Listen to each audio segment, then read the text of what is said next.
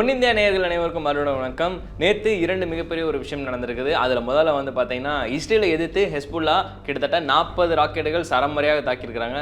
அது வந்து குறைஞ்சபட்ச நேரத்தில். பட் ஆனால் ஓவரால் வந்து பார்த்தீங்கன்னா 60 ராக்கெட்டுகளை 1 மணி நேரத்துக்குள்ளே வந்து ஒட்டுமொத்தமாக தாக்கியிருக்கிறாங்க. முக்கியமாக வந்து அவங்களோட நோக்கம் வந்து நார்த்தன் இஸ்ரேலில் உள்ள இஸ்ரேலோட மிலிட்ரி கேம்பை ஒட்டுமொத்தமாக அழிக்கிறதா அவங்களோட ஒரே நோக்கமாக இருந்திருக்குது. ஸோ ஹெஸ்புல்லா அமைப்பு மறுபடியும் கிட்டத்தட்ட ரொம்ப நாளைக்கு அப்புறம் வந்து சரமரியான தாக்குதல் வந்து தாக்கியிருக்கிறாங்க. ஆக்சுவலாக வந்து கொஞ்ச நாட்களுக்கு முன்னாடி தான், அதாவது ஒரு 2 நாட்கள் முன்னாடி தான் வந்து பார்த்தீங்கன்னா ஒரு 45 ராக்கெட்டுகள் வந்து தாக்குனாங்க.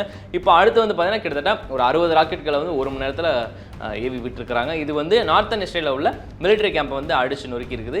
இஸ்ரேலோட ஐடிஎஃப் ஓட சீஃப் கமாண்டர் வந்து சொல்லியிருக்கிறாரு, இந்த மாதிரி ஹெஸ்புல்லா அமைப்போட ராக்கெட்டுகள் வந்து எங்களை ரொம்ப தாக்கியிருக்குது. முக்கியமாக வந்து பார்டரில் இருக்கிறத வந்து ஒட்டுமொத்தமாக அழிச்சிருக்குது. அவங்களுக்குள்ள இருக்கிற ஃபோர்ஸஸ், அதாவது இஸ்ரேலோட சோல்ஜர்ஸ் எல்லாருமே வந்து ஒரு சிலர் வந்து முக்கியமாக காயம் ஏற்பட்டிருக்கு. அது இல்லாமல் நிறைய பேர் வந்து தவறி இருக்கிறாங்க. ஸோ இது வந்து ஒரு பெரிய இழப்பாக பார்க்கப்படுது அப்படின்ற மாதிரியுமே சொல்லியிருக்கிறாங்க. அதே மாதிரி இன்னொரு விஷயம் என்ன அப்படின்னா, ஐடிஎஃபோட கமாண்டர் வந்து இன்னொரு ஒரு விஷயம் சொல்லியிருக்காரு. அவங்களோட ஃபோக்கஸ் வந்து மாற்ற போகிறதா சொல்லியிருக்காங்க. ஸோ அவங்க ஃபோக்கஸ் வந்து இதுக்கு முன்னாடி ஃபுல் அண்ட் ஃபுல் காசா சிட்டியில் இருந்தது.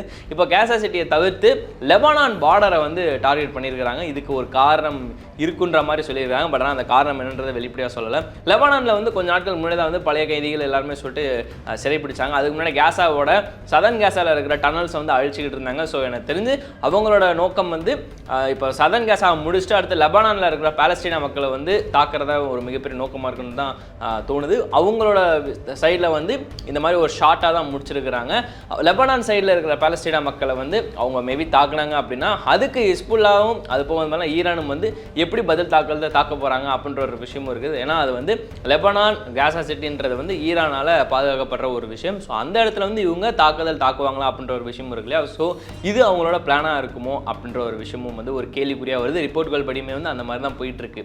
இது ஒரு பக்கம் இருந்தாலும் இரண்டாவது வந்து பார்த்தீங்கன்னா நேற்று ஆஸ்திரேலியாவில் மெல்போர்ன் சிட்டியில் வந்து கிட்டத்தட்ட 1000க்கும் மேலான ஒரு பாலஸ்தீன மக்கள் வந்து ப்ரொட்டஸ்ட் பண்ண ஆரம்பிச்சிட்டாங்க அவங்களோட கொடியை காட்டி. அது மட்டும் இல்லாமல் வந்து பார்த்தீங்கன்னா இன்னொரு விஷயம் என்ன அப்படின்னா, அவங்க வந்து ஆஸ்திரேலியன் போலீஸ் ஆஃபீஸர்ஸை எதிர்த்து சண்டையிட்டு இருந்திருக்காங்க. ஸோ அதில் வந்து அந்த ப்ரொட்டஸ்ட் வந்து நார்மலாக போயிட்டு இருந்த அந்த நிலைமையில் வன்முறையாக மாறி இருக்குது. 1 மணி நேரத்தில் அந்த வன்முறையாக மாறினதில் வந்து போலீஸை எதிர்த்து கற்களை விஷயம், அது மட்டும் இல்லாமல் பாட்டில்கள், இந்த மாதிரி எல்லா விஷயத்தையும் பயன்படுத்தியிருக்கிறாங்க. அதனாலே வந்து ஒரு சிலர் வந்து போலீஸ் ஆஃபீஸருமே தாக்கி இருந்திருக்கிறாங்க. முக்கியமாக அதில் ஒரு சிலர் வந்து குதிரைகள்லாம் இருந்திருப்பாங்க. ஸோ அதில் குதிரைகளுக்குமே வந்து மிகப்பெரிய அடிகள்லாம் பட்டிருக்கு அப்படின்ற மாதிரிமே வந்து சொல்லியிருக்கிறாங்க. ரிப்போர்ட்ஸ் படி வந்திருக்குது. இது மட்டும் இல்லாமல் பாலஸ்தீன மக்கள் வந்து எதுக்கு நீங்கள் ப்ரொட்டஸ்ட் பண்ணுறீங்க அப்படின்னு கேட்டபோது பாலஸ்தீன ஸ்டூடெண்ட்ஸ்க்காக வந்து நாங்கள் இது பண்ணுறோம், முக்கியமாக இந்த வாரம் நிறுத்துறதுக்காகவும் நாங்கள் இந்த போராட்டம் பண்ணிட்டு இருக்கோம் அப்படின்னு ஆஸ்திரேலியாவில் இருக்கிற மெல்போர்னில் எக்ஸ்போ 2024 சொல்லிட்டு ஒரு சென்டர் இருக்குது. அந்த சென்டருக்கு முன்னாடி ரெண்டுமே இது பண்ணிட்டு இருக்கிறாங்க. முக்கியமான அந்த சென்டர் இன்னும் 13ஆம் தேதி வரைக்கும் நடக்க இருக்குது. அந்த இடத்துல வந்து இவங்களோட ப்ரொட்டஸ்ட் பண்ணுறதுனால ஸோ உள்ளுக்குள்ளே இருந்தால் நிறைய வெளியூர் வந்திருப்பாங்க இல்லையா, அவங்க எல்லாருமே வந்து அந்த இடத்த விட்டே ஒட்டுமொத்தமாக வெளியேற்றப்பட்டாங்க. ஸோ அந்த இடத்துல வந்து எக்ஸ்போ வந்து நேற்று கொஞ்சம் அப்படி இப்படின்னு சொல்லிட்டு சொதப்பி இருந்ததை வந்து சொல்லியிருந்துருக்காங்க.